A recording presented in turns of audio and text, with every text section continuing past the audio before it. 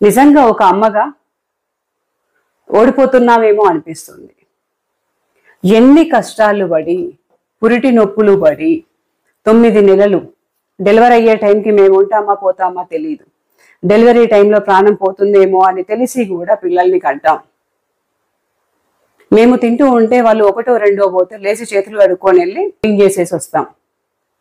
Night మొత్తం పిల్లలు ఏడుస్తూ డైపర్ తడిస్తే పక్క తడిస్తే పచ్చిగా ఉంటే వాళ్ళు పడుకోరేమో అని మేము మెలకువతో ఉండి వాళ్ళకి ఫ్రెష్గా అరేంజ్మెంట్స్ అన్ని చేసి అక్కడే కూర్చొని ఉంటాం.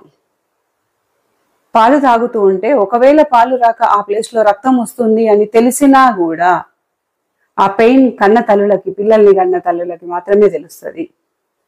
ఆ పెయిన్ వస్తున్నా కూడా బిడ్డ ఎక్కడ ఏడుస్తాడో అని చెప్పి నోట్లో నుండి తీయకుండా పాలిస్తాం. అట్లాగని పెంచిన పిల్లలిద్దరిని ఈరోజు గాజుల రామారం విలేజ్లో